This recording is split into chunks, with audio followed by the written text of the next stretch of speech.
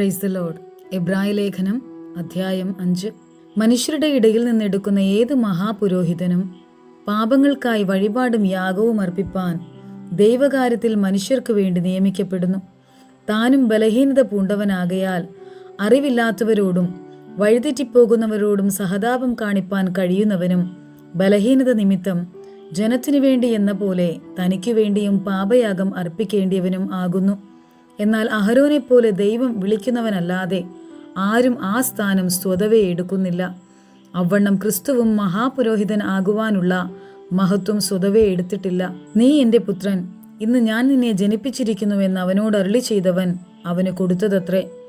അങ്ങനെ മറ്റൊരിടത്തും നീ മൽക്കിസദേക്കിന്റെ ക്രമപ്രകാരം എന്നേക്കും ഒരു പുരോഹിതൻ എന്ന് പറയുന്നു.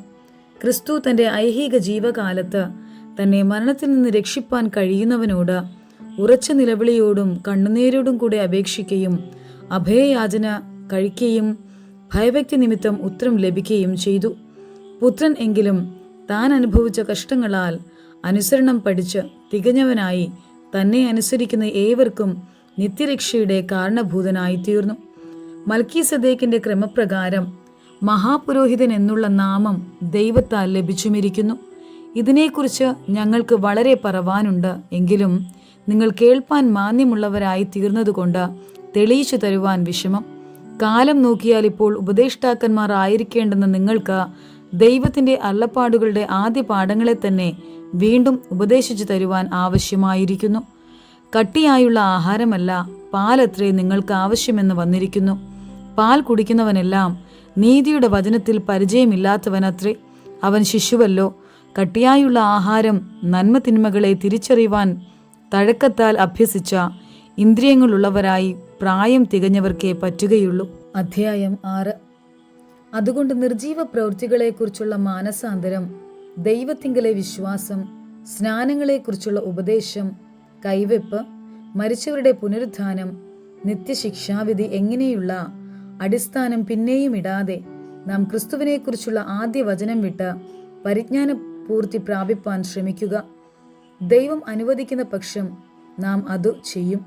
ഒരിക്കൽ പ്രകാശനം ലഭിച്ചിട്ട് സ്വർഗീയ ദാനം ആസ്വദിക്കുകയും പരിശുദ്ധാത്മാവിനെ പ്രാപിക്കുകയും ദൈവത്തിൻ്റെ നല്ല വചനവും വരുവാനുള്ള ലോകത്തിൻ്റെ ശക്തിയും ആസ്വദിക്കുകയും ചെയ്തവർ പിന്മാറിപ്പോയാൽ തങ്ങൾക്കു തന്നെ ദൈവപുത്രനെ വീണ്ടും ക്രൂശിക്കുന്നവരും അവന് ലോക അപവാദം വരുത്തുന്നവരും ആകൊണ്ട് അവരെ പിന്നെയും മാനസാന്തരത്തിലേക്ക് പുതുക്കുവാൻ കഴിവുള്ളതല്ല.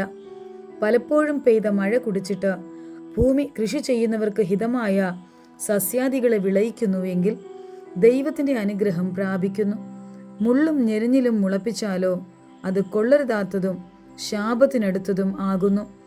ചുട്ടുകളകയത്രേ അതിൻ്റെ അവസാനം.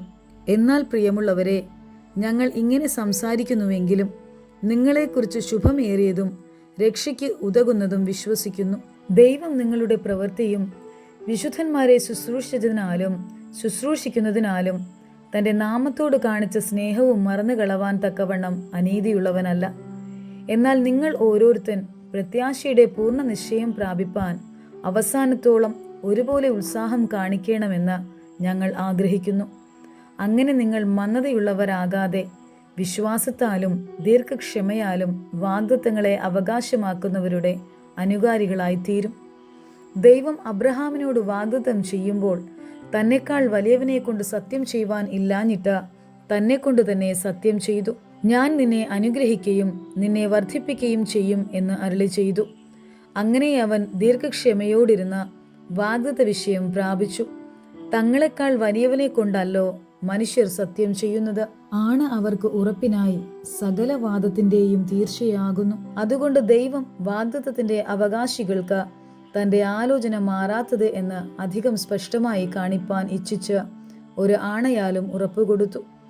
അങ്ങനെ നമ്മുടെ മുമ്പിൽ വെച്ചിട്ടുള്ള പ്രത്യാശ പിടിച്ചുകൊള്ളുവാൻ ശരണത്തിനായി ഓടി വന്ന നാം മാറിപ്പോകാത്തതും ദൈവത്തിന് ഭോഷ്ക് പറയുവാൻ കഴിയാത്തതുമായ 2 കാര്യങ്ങളാൽ ശക്തിയുള്ള പ്രബോധനം പ്രാപിപ്പാൻ ഇടവരുന്നു.